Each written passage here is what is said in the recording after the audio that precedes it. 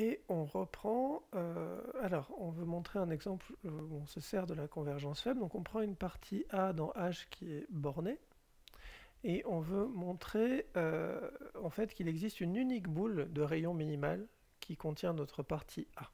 Donc ça c'est une propriété géométrique qui est vraie dans les espaces de Hilbert, donc qui est vraie dans d'autres contextes, mais qui est plus facile à montrer dans un espace de Hilbert. Donc on veut trouver, on pose ρ, donc je vais écrire la définition pour qu'on soit tous d'accord, elle est écrite sur l'énoncé. ρ c'est l'inf de l'ensemble des R positifs tel qu'il existe un certain X A tel que A soit contenu dans la boule de centre X et de rayon ρ. Ça c'est un inf d'une partie non vide, parce que A est borné, il existe un grand M tel que A est contenu dans la boule de centre 0 et de rayon grand M. Donc ρ est bien défini, et il est supérieur ou égal à 0 parce que c'est un inf d'une partie de réel positif, donc qui est minoré par 0, donc l'inf est supérieur ou égal à 0. Et maintenant on veut montrer qu'en fait ce rayon, ça c'est le plus petit rayon possible, mais on ne sait pas s'il y a une boule qui est vraiment de ce rayon-là qui le contient. Et en fait on va montrer que si et comment, on prend par caractérisation séquentielle du sup, de l'inf pardon, on prend une suite, alors je dis Rn dans l'énoncé, donc on prend Rn qui tend vers ρ, Rn strictement plus grand que ρ. Ça c'est juste une suite de réels qui tend vers ρ en étant plus grande. Le fait qu'elle soit décroissante, c'est pas important. Et on prend une suite xn telle que, ça c'est la caractérisation, pour le coup c'est la caractérisation séquentielle du sup, le fait qu'il existe xn tel que A soit contenu, il existe une suite Rn qui tend vers ρ, qui appartient à cet ensemble, et donc il existe aussi un xn tel que A soit contenu dans la boule de centre xn et Rn. Donc ça ne devrait pas être x, ça devrait être xn ici. Et là on est bien embêté. Si on est en dimension infinie, en dimension finie, on a une suite, on va montrer qu'elle est bornée. Pourquoi? Parce que Rn, c'est une suite bornée, puisque c'est une suite qui converge.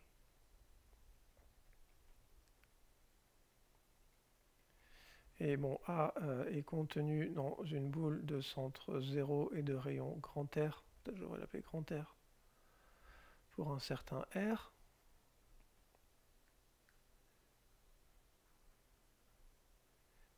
Et donc maintenant, si je fixe n'importe qui dans A, si je fixe un A dans grand A, la norme de xn moins A, la norme de xn, pardon, elle est plus petite que la norme de xn moins A.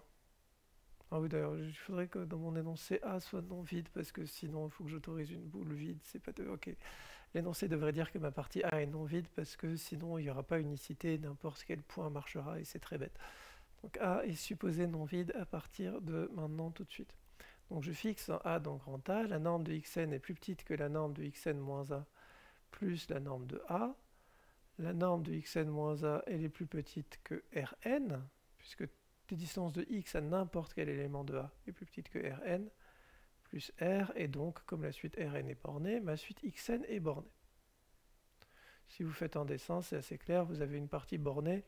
Donc il y a une boule de centre 0 et de rayon R qui contient cette partie-là. Les xn, vous n'allez pas les mettre très très loin en dehors de cette boule-là. Et c'est ce qui est écrit ici. Donc ma suite xn est bornée. Mais c'est super, parce que maintenant je sais que on peut extraire. Il faudrait que je regarde mon énoncé, je vais peut-être devoir modifier. C'est pas supposé... Ouais, alors si c'était supposé à partir d'ici que H était séparable, puisqu'il n'y a que là que j'ai montré mon énoncé d'extraction. Donc maintenant, on peut extraire. On extrait pour faire converger.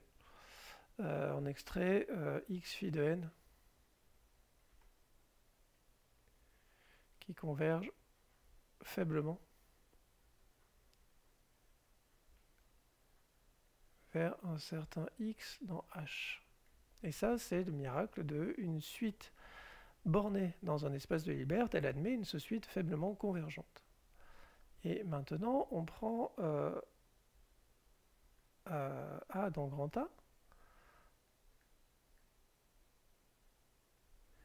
et on regarde ce qui arrive à la norme de x moins A au carré. Mon but, c'est de montrer que ce x marche, c'est-à-dire que A est contenu dans la boule de centre x et de rayon R. C'est quoi la norme de x moins A au carré? C'est la norme de x au carré plus la norme de A au carré moins 2 fois x scalaire A. Et ça, et je vais aussi écrire en dessous la norme de x phi de n moins A au carré, c'est la norme de x phi de n au carré plus la norme de A au carré moins 2 fois x phi de n scalaire A. Alors là, maintenant, il faut que je fasse défiler ça. Maintenant, j'ai ces deux choses-là, et si jamais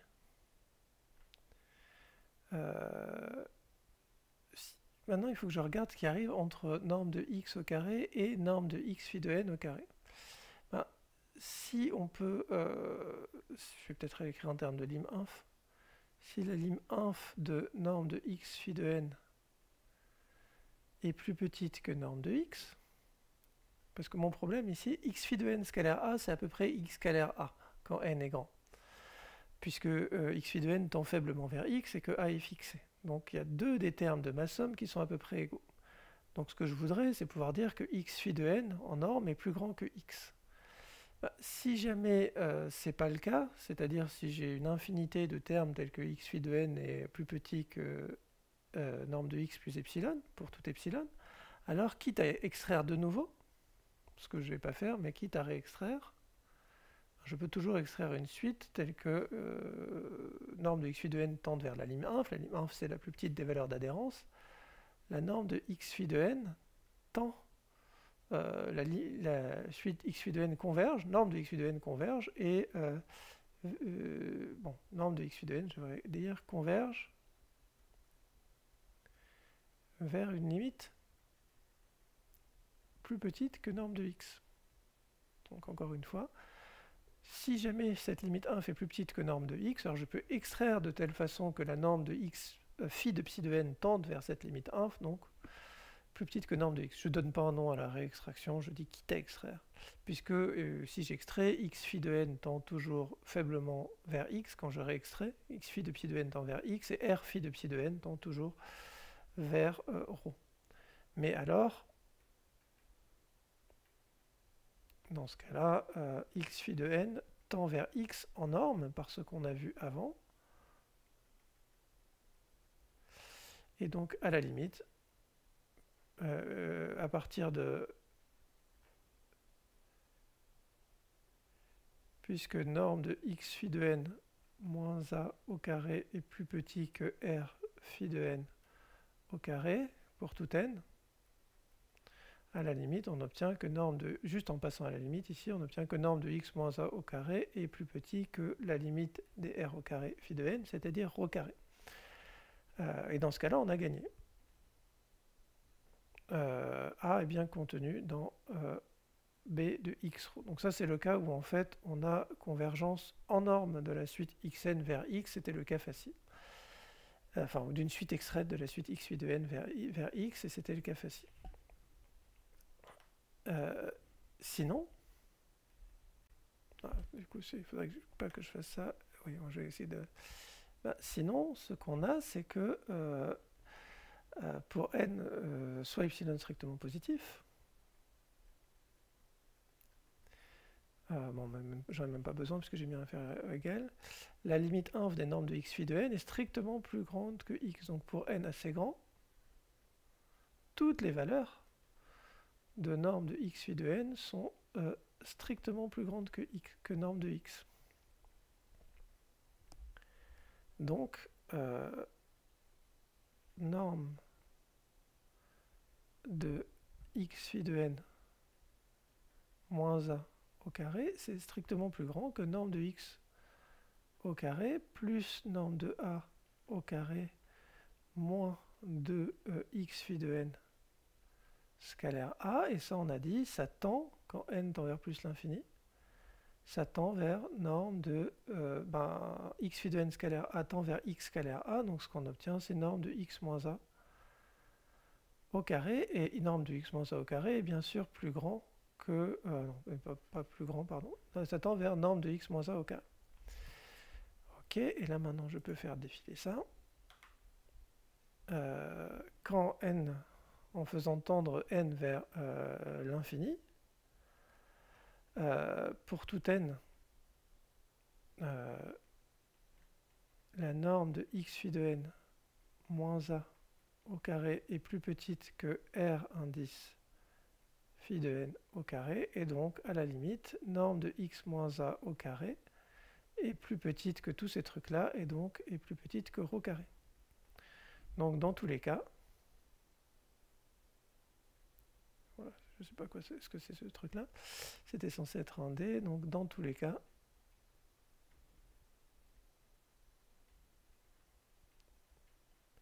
A est contenu dans la boule de centre X et de rayon ρ.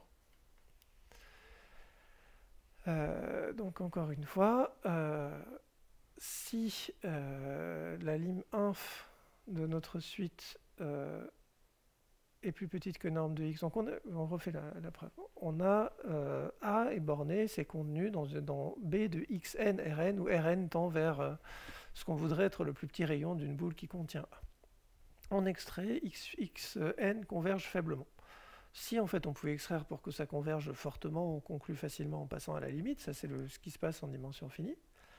Sinon, nécessairement, la limite inf de norme de xn est strictement plus grande que norme de x, à cause de ce qu'on a dit tout à l'heure sur comment contrôler la différence entre convergence faible et convergence en norme. Donc norme de x phi de n devient strictement plus grand que norme de x à partir d'un certain rang, et ça nous permet de dire que norme de x moins a au carré est plus petite, alors là, à la limite que norme de x moins a au carré est plus petit que rho carré, parce que x phi de n scalaire a s'attendait vers x scalaire a. Donc, norme de x moins a est plus petit que rho pour tout a, et donc a est contenu dans B de x rho.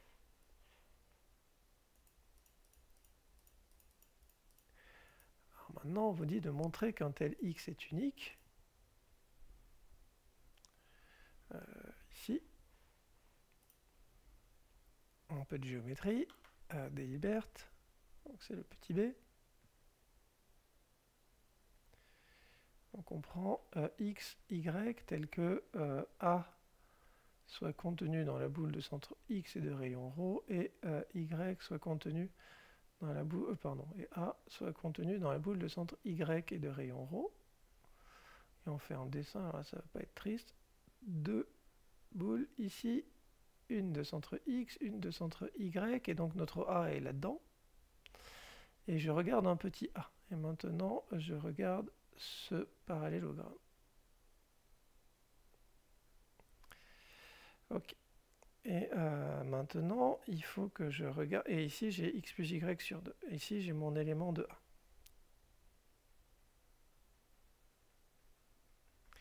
Je vais appeler L égale la norme de x moins y. Et Z, c'est le milieu de x et de y. Qu'est-ce qui se passe quand j'écris l'identité du parallélogramme? Alors, quels sont les côtés de mon parallélogramme? J'ai deux côtés qui sont de longueur norme de x moins a. D'accord, deux côtés de mon parallélogramme sont de longueur norme de x moins a. Deux autres sont de longueur norme de y moins a. Quelles sont les longueurs des diagonales? Une diagonale, elle est de longueur 2 fois a moins z. Du coup, comme j'ai des carrés, j'ai 4 fois a moins z au carré, plus l'autre diagonale, elle est de longueur norme de x moins y au carré, donc ça je l'ai appelé L au carré. Ok. Et d'autre part, 2 fois norme de x moins a au carré, il est plus petit que 2 fois ρ au carré, parce que a est contenu dans la boule de centre x et de rayon ρ. 2 fois norme de y moins a au carré est plus petit que 2 ρ au carré. Donc, 4 fois norme de a moins z au carré est plus petit que, enfin est égal à 4, est plus petit, pardon, puisque je majorerai par ρ au carré, 4 fois ρ au carré moins l carré, c'est-à-dire norme de a moins z est plus petit que ρ au carré moins l carré sur 4, et donc on vient de montrer que a est contenu, ça c'est vrai pour tout a, donc a est contenu dans la boule de centre z, où z c'est le milieu de x et de y, et de rayon, racine de ρ carré moins l carré sur 4. Et mon ρ et mon l se ressemblent vraiment trop. Ça, le problème, c'est que si L est strictement positif, c'est strictement plus petit que ρ. Et ça, c'est pas génial. Donc, L égale 0, c'est-à-dire x est égal à y. Et ça, pour le coup, c'est vraiment un truc intéressant, le dessin à retenir ici, cette stricte convexité dans l'espace de Hilbert. C'est intéressant, c'est le même genre de chose qui intervient quand on fait la preuve de l'unicité du projeté orthogonal. Faire apparaître ce parallélogramme et regarder le milieu de x et y. On clique ici, on fait défiler et on regarde la suite. À quoi ça sert ça? Donc ce qu'on a fini par montrer en utilisant la convergence faible, c'est que pour toute partie bornée dans l'espace de Hilbert, il existe un unique point, enfin une unique boule de rayon le plus petit possible qui contient A, pour toute partie A bornée et non vide. Donc, ça, maintenant, on va faire un exemple. Donc on a un groupe G qui agit sur notre espace de Hilbert par isométrie. Pas forcément linéaire, juste des applications qui préservent la distance. Donc ça veut dire que la norme de Gx moins Gy est égale à la norme de x moins y pour tout xy dans H. Maintenant, pourquoi est-ce qu'il existe un point fixe pour l'action de G sur H du moment qu'une orbite est bornée? En général, il n'existe pas de point fixe, vous faites agir Z sur R par translation, x donne x plus 1, il n'y a pas de point fixe. Mais si jamais il y a une orbite bornée, donc soit x dans H, tel que l'orbite de x, c'est-à-dire l'ensemble des Gx, soit borné. Alors, il existe, alors peut-être comme j'avais appelé x tout à l'heure, je n'ai pas utilisé x ici, soit u dans H tel que Gu soit borné.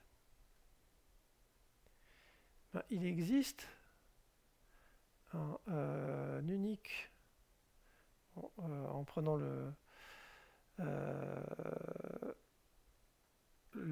soit R le plus petit rayon,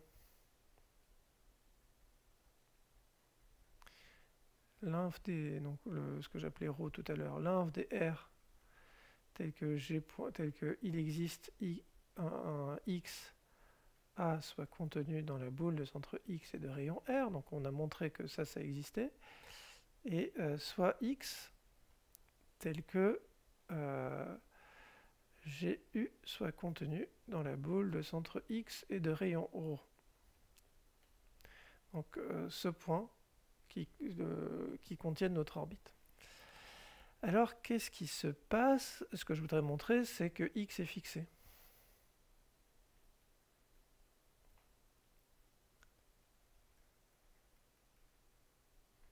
C'est-à-dire que g.x égale x pour tout g dans g. Alors, pourquoi? Déjà, qu'est-ce qui se passe quand je regarde Gu est contenu dans... Si je regarde g.x, et donc g dans g, et peut-être, je sais pas, h dans G, et que je regarde la norme de g.x moins h.u. Ça, c'est la norme de x moins g-1hu, en composant par g-1 et en utilisant que c'est une isométrie. La distance de x à un élément de l'orbite de u, c'est plus petit que ρ. Donc, g.u est contenu dans la boule de centre g.x et de rayon ρ. Et ça, c'est seulement possible si g.x est égal à x. Donc le fait qu'à partir d'une orbite bornée, on a un point qui est défini géométriquement, par une propriété géométrique, qui est le point, le centre d'une boule de rayon minimal qui contient g.u, ben, ce point-là doit être invariant sous l'action de G du moment que G préserve la géométrie, du moment que G agit par isométrie. Donc, du moment qu'un groupe agit sur un espace de Hilbert avec une orbite bornée, il a un point par isométrie, alors il a un point fixe en dimension finie, un truc que bien sûr on peut montrer plus facilement, puisqu'en dimension finie on n'a pas besoin de convergence faible, on peut juste faire de la convergence en norme. Si je prends G un groupe compact, bon, il faudrait que je dise quelle est la topologie, mais je crois que j'en ai fait assez dans cette vidéo. Donc ça c'est clairement des trucs plus pour la culture que pour... Il ne faut pas essayer de présenter ça le jour de l'oral, mais peut-être dans une discussion, ça permet de prendre du recul, quoi. Soit un groupe compact dans le groupe d'isométrie de Rn, avec la norme 2, et les isométries sont forcément affines. Donc il n'y a pas de souci pour définir la convergence. Donc on prend un groupe compact dans le groupe d'isométrie de Rn avec la norme 2. Alors il existe x tel que... pour tout x, pardon.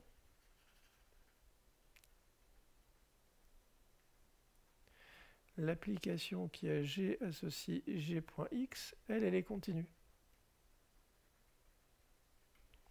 Donc, l'orbite de x est un compact, et donc, c'est borné. Donc, on n'a pas supposé du tout que G admettait un point fixe, mais on a supposé qu'il était compact. Donc, G admet un point fixe.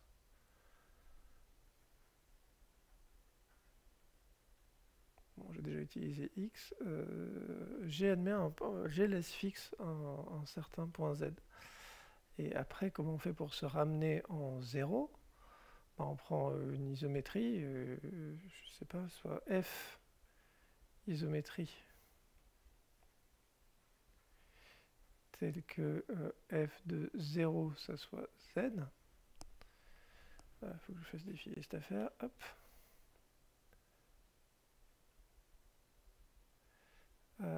Quand je conjugue, alors dans quel sens? Quand je fais f-1 g gf de 0, ça fait f de 0, ça fait z, g de z, ça fait f-1 g de z, c'est-à-dire f-1 de z, c'est-à-dire 0 pour tout g dans g. Et d'autre part, f-1 gf est une isométrie. Une isométrie qui fixe 0 dans un Hilbert, f-1 gf est une isométrie linéaire. Je vais peut-être redire juste un mot là-dessus. Pour finir la vidéo, f-1 gf est une isométrie linéaire, c'est-à-dire que du coup f-1 gf est contenu dans le groupe orthogonal, le groupe des isométries linéaires pour le produit scalaire usuel. Alors pourquoi est-ce que f-1 gf est une isométrie? Parce que ça envoie 0, pourquoi c'est linéaire, pardon, ça envoie 0 sur 0, et f de x plus y sur 2, donc ça, x plus y sur 2, c'est le milieu de x, mais de x et y, c'est le milieu métrique aussi, c'est le point qui est entre les deux, et du coup, une fois qu'on préserve les distances, pour la norme euclidienne, on doit envoyer les milieux sur les milieux, et là, un petit exercice va nous permettre de montrer que f est linéaire. En fait, ça marche parce que on envoie nécessairement milieu sur milieu, petit exercice de géométrie, et après on en conclut, une fois que f envoie 0 sur 0, et qu'elle est continue, mais là on est en dimension finie, il n'y a pas de souci, enfin, de toute façon c'était une isométrie, il n'y a pas de souci, que ça envoie 0, que c'est linéaire. En fait, le théorème que je viens d'énoncer marche même dans des espaces plus étranges qu'un espace de Hilbert. Si vous avez une isométrie surjective d'un espace normé sur un autre, alors nécessairement elle est affine. Et si vous avez une isométrie surjective qui envoie le 0 d'un espace sur l'autre, nécessairement elle est linéaire. C'est le théorème de Mazur-Ulam, qu'on verra dans la preuve sur les espaces vectoriels normés, dans la feuille sur les espaces vectoriels normés, parce que j'aime bien la démonstration, voilà pourquoi. Ok, et ça finit ces 2 vidéos sur cet exercice-là qui est abstrait et moins important en termes de choses à vraiment savoir et savoir maîtriser pour la grecque que ce qu'on a fait avant autour des projections sur un convexe fermé et des bases hilbertiennes.